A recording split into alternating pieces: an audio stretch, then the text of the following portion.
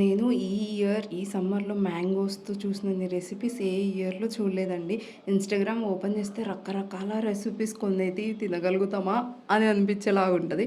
But నేనిప్పుడు చేసే ice cream మాత్రం తినబుల్‌గానే ఉంటదనమాట. మీ పిల్లలు చాలా ఇష్టంగా తినేస్తారు. బయట కొనకుండా మీరు హ్యాపీగా ఇంట్లో చేసుకొని మీరు ఎంజాయ్ చేయొచ్చు.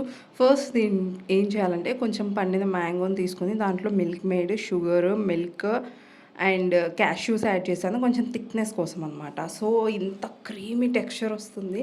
సూపర్‌గా ఉంటుంది టేస్ట్ కూడా. ఒక మౌల్డ్‌లోకి ట్రాన్స్‌ఫర్ చేసేసి లేయర్ బై లేయర్ నేనైతే నా దగ్గర ఈ రస్కులు ఉన్నాయి ఇవి యాడ్ చేస్తున్నాను. లేదు మీ దగ్గర కేక్ కానీ సంథింగ్ ఏదన్నా అసలు ఏది లేకపోయినా నార్మల్‌గా ఫ్రీజర్‌లో పెట్టినా సరిపోతుంది. బట్ నా దగ్గర ఇవన్నీ ఉన్నాయి కాబట్టి layer by layer milk made, roast ఇవన్నీ యాడ్ చేసి ఫిల్ చేశాను అనమాట. ఫైనల్‌గా నా దగ్గర నట్ పౌడర్ ఉంటుంది. అదే డ్రై ఫ్రూట్స్ అన్నీ కలిపి పౌడర్ చేశాననమాట. పిల్లలకి పాలల్లో కలిపి ఇవ్వడానికి. సో, అది కొంచెం యూజ్ చేస్తున్నాను.